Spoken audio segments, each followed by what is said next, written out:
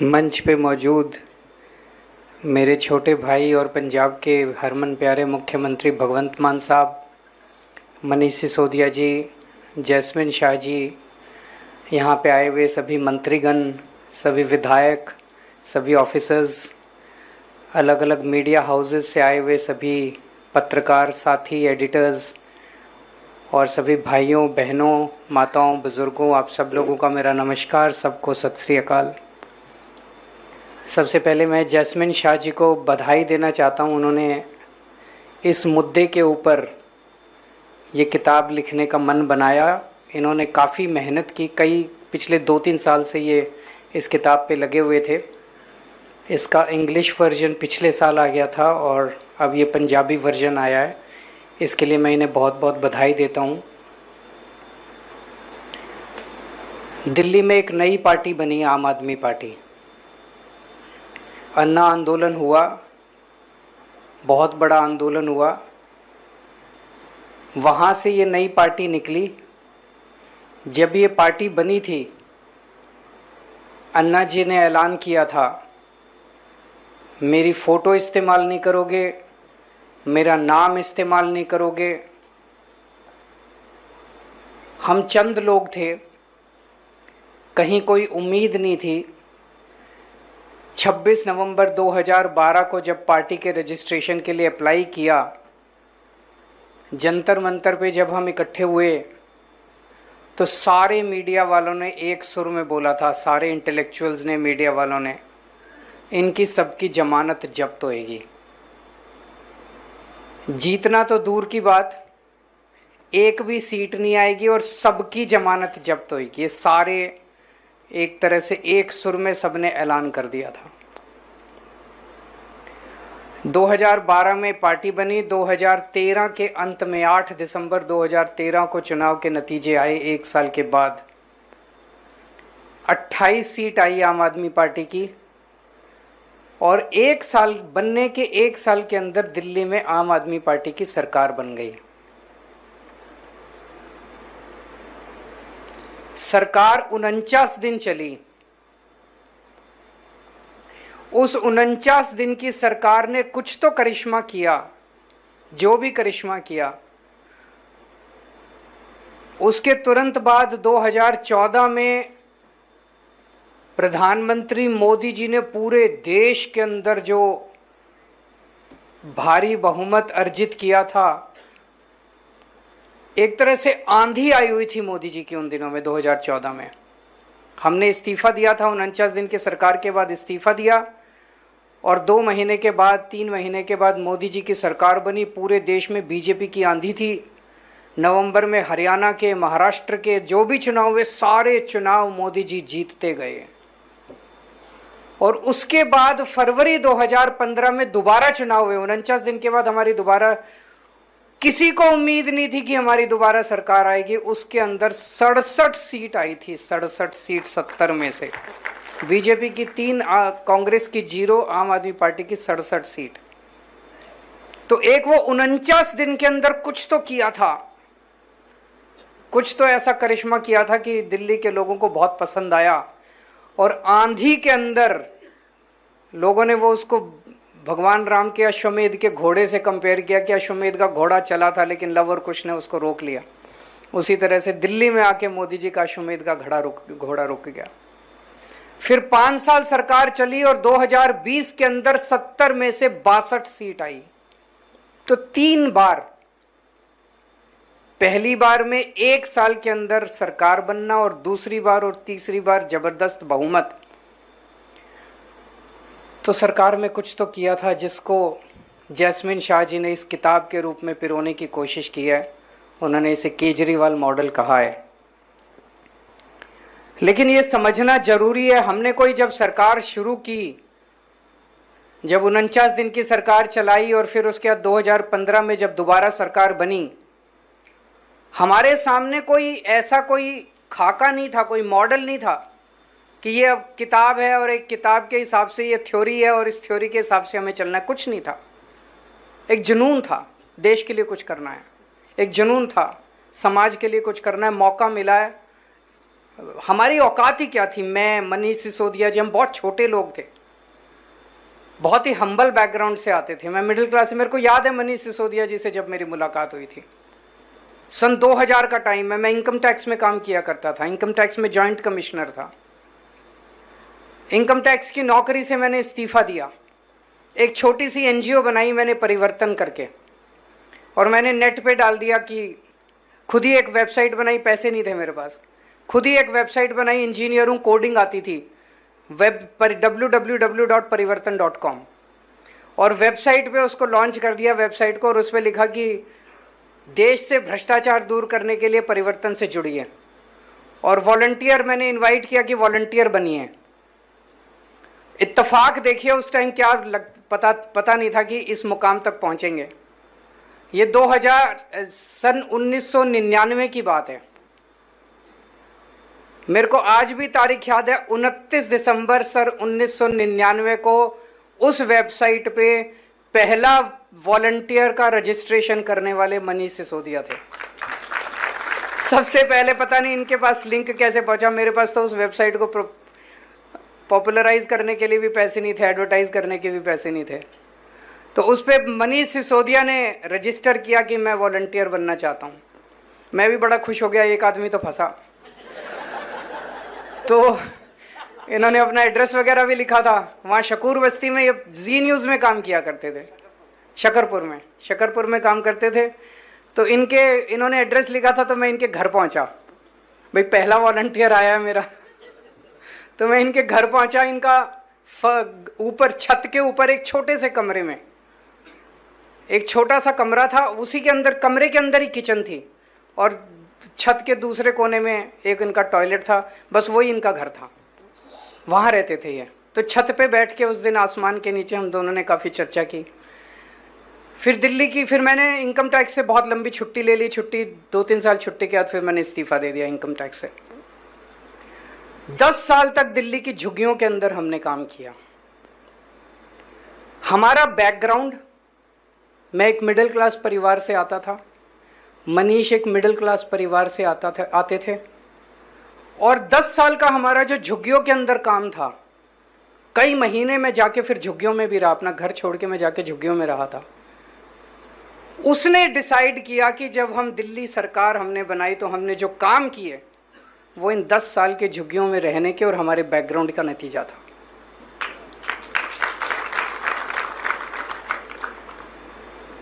झुग्गियों के अंदर हमने देखा कि किस तरह से सरकारी स्कूल का बुरा हाल है। झुग्गियों के अंदर जितने सरकारी स्कूल थे, बेड़ा गर्क था उनका, कुछ नहीं था स्कूलों में, ना डेस्क थे, ना ब्लैक बोर्ड थे, बच्चे पढ़ते नहीं थे, बाउंड्री वॉल नहीं थी, बच्चे आते थे खेलते रहते थे, टीचर पढ़ाते नहीं थे, बहुत ही बुरा हाल था, कोई भविष्य नहीं था बच्चों का। माँ बाप बहुत गरीब थे, प्राइवेट में भेज नहीं सकते थे, थोड़े दिन बच्चों को स्कूल भेजते थे, फिर माँ बाप को लगता था स्कूल भेज के क्या करेंगे, खराब हो रहा है, इसको काम में ही लगा लो, तो बच्चे को भी अपने साथ काम में लगा लेते थे, बच्चा अनपढ़ रह जाता था, फिर बच्चा भी बड़ा होकर गरीब बनता था, गरीब का बच्चा गरीब बनता था, और प्राइवेट स्कूल में अमीर भेजते थे, अमीर का बच्चा अमीर बनता था। तो हमें यही लगता था यार, उन दिनों में 60-65 साल हो गए थे आजादी को, कि क्या चल क्या रहा है हमारे देश के अंदर, एक स्कूल ठीक नहीं कर सकती सरकार। 60-65 साल हो गए, स्कूल क्यों नहीं ठीक कर सकती। उतने दिनों में, उन दिनों में प्लानिंग कमीशन ने एक रिपोर्ट निकाली, उन्होंने कहा कि गवर्नमेंट जो है वो स्कूल नहीं चला पा रही, पूरे देश के अंदर सरकारी स्कूलों का बुरा हाल है, तो सरकार स्कूल नहीं चला पा रही, इसीलिए पीपीपी मॉडल के ऊपर सारे सरकारी स्कूलों को अमीरों को दे देने चाहिए, कॉरपोरेट्स को दे देने चाहिए। और उसमें लिखा था कि ये सरकारी स्कूलों में जो जमीन है, जितने सरकारी स्कूलों में जमीन बहुत ज्यादा है, उन्होंने कहा ये जमीन भी उनको हैंड ओवर कर दी जाए, ताकि उस जमीन को इस्तेमाल करके वो कॉरपोरेट स्कूल चला सकें। तो स्कैंडल था बहुत बड़ा, लैंड स्कैंडल था, कि सरकारी स्कूलों की जमीनें हड़प लो, और सरकारी स्कूलों की जमीनें हड़प के इनकी ऐसी तैसी स्कूल के बच्चे जाएं भाड़ में, कोई उनका पढ़ाने का वो नहीं था, सोच नहीं थी। ऐसे ही अस्पतालों का हाल था, ऐसे ही बिजली का हाल था। मेरे को याद है 2014 की गर्मियां, जब मोदी जी प्रधानमंत्री बने थे, जून का महीना था, 8-8 घंटे रात को 8-8 घंटे दिल्ली के अंदर बिजली जाया करती थी। हम 2013 का चुनाव जीते थे बिजली आंदोलन से। 2013 में जब पहली बार हमारी सरकार बनी, उसके पहले पूरे दिल्ली में घूम घूम के मैंने 15 दिन का अनशन किया था। दिल्ली के अंदर 15 दिन का अनशन किया था, क्योंकि हजारों हजारों रुपए के लोगों के बिजली के बिल आ रहे थे और लोगों के से बिजली के बिल नहीं भरे जा रहे थे। आज भी वो मैं खंबे पे चढ़ के जो मैंने तार जोड़े थे, आज भी वो तस्वीर लोगों को याद है। इतने हजारों रुपए के बिल आते थे, लोगों से बिल नहीं भरे जा रहे थे। तो बिजली लोगों की पहुंच के परे थी। पानी के बिल, इतने पानी नहीं आता था, बिल आते थे 15-15 हजार रुपए के, 20-20 हजार रुपए के पानी के बिल आते थे। ये सारी चीजें और ये सारा अनुभव लेके हम सरकार के अंदर एंटर किए थे। तो एक चीज तो ये थी कि यार एक आम आदमी की जिंदगी थोड़ी सी सहूलियत करनी है, आम आदमी की जिंदगी में थोड़ी सहूलियत। तो आम आदमी को क्या चाहिए? बिजली चाहिए, पानी चाहिए, बच्चों को अच्छी पढ़ाई मिल जाए, घर में कोई बीमार हो तो उसका अच्छा इलाज मिल जाए। तो हमने ये जो आजकल हमारे मजाक उड़ाते हैं फ्री भी, ये उसी से जो हमारा अनुभव था, जो हमारा संघर्ष था, उसी से निकला था। हमने तय किया, उन दिनों में बिजली इतनी महंगी थी और महंगी होती जा रही थी। इसका मतलब तो ये हो गया कि जिसके पास पैसा उसको बिजली मिलेगी, जिसके पास पैसा नहीं उसको बिजली नहीं मिलेगी। ये तो व्यवस्था ठीक नहीं है। अगर कोई गरीब आदमी है, आज बिजली कोई जैसे खाना खाते हैं ऐसी बिजली इंपॉर्टेंट हो गई है। बिजली के बिना कुछ भी नहीं चलता, घर भी नहीं चलता। बिजली, पंखा, बल्ब, ये तो नेसेसिटी है। तो बिजली हमने तय किया कि 200 यूनिट बिजली हर परिवार को मुफ्त देंगे, 20,000 लीटर पानी हर परिवार को मुफ्त देंगे। हमने तय किया कि स्कूल ठीक करेंगे, अस्पताल ठीक करेंगे। बेसिक नीड्स जो एक आम आदमी की है, वो बेसिक नीड्स सरकार पूरी करे। इस फिलॉसफी से हम लोग सरकार के अंदर एंटर किया। तो हमने जितना, हम तो छोटे लोग हैं, आम लोग हैं, जितना लोगों ने मौका दिया उतना हम लोगों ने काम किया। लेकिन एक चीज़ है, हवा उल्टी कर दी। जो पहले कहा करते थे कि स्कूल प्राइवेटाइज होने चाहिए, आज वो भी स्कूलों की बात करने लग गए हैं। जो पहले कहते थे कि अस्पताल प्राइवेटाइज होने चाहिए, आज वो भी अस्पतालों की इसकी बात करने लग गए हैं, अस्पतालों की। जो बिजली के दाम बढ़ाते थे, आज सारी पार्टियां कहती हैं हमें वोट दो, हम 200 यूनिट बिजली फ्री देंगे। आज सारी पार्टियां कहती हैं हम पानी फ्री देंगे। तो हवा का रुख तो पलटा हम लोगों ने। और जो देश के अंदर राजनीति थी कि सत्ता से पैसा और पैसे से सत्ता, पैसा कमाओ, 5 साल कुछ काम मत करो। सरकार एक ऐसा बड़ा राक्षस बन गई है हमारे देश के अंदर हर जगह। The government is working for its own self, अपने लिए ही काम करती है। सरकार का काम क्या है? अगर आप स्कूल भी प्राइवेटाइज कर दोगे, अस्पताल भी प्राइवेटाइज कर दोगे, बिजली भी महंगी कर दोगे, पानी भी महंगा कर दोगे, वो भी प्राइवेटाइज कर दो, फिर सरकार किस लिए है? टैक्स किस लिए देते हैं? इतना सारा जो टैक्स आता है सरकार के पास, वो किस लिए देते हैं? उन्हीं के लिए। उनके घोड़ा, गाड़ी, बंगला, बस उनके लिए देते हैं। सरकार की कुछ तो जिम्मेदारी होनी चाहिए ना। तो हमारा ये मानना है कि सरकार की जिम्मेदारी कम से कम हर बच्चे को अच्छा शिक्षा देना, हर परिवार को अच्छा इलाज देना, अच्छी बिजली देना, इंफ्रास्ट्रक्चर देना, सुरक्षा देना, न्याय देना, ये सरकार की जिम्मेदारी है। और जो भी सरकार आए वो जनता के लिए काम करे। इस मॉडल की सबसे बड़ी खासियत यह है कि ये मॉडल केवल और केवल ईमानदारी पे चल सकता है, बेईमानी पे ये चल ही नहीं सकता। क्योंकि इतने सारे काम कर रहे हैं, इतने सारे काम करने के लिए पैसा चाहिए। पैसा कहां से आएगा?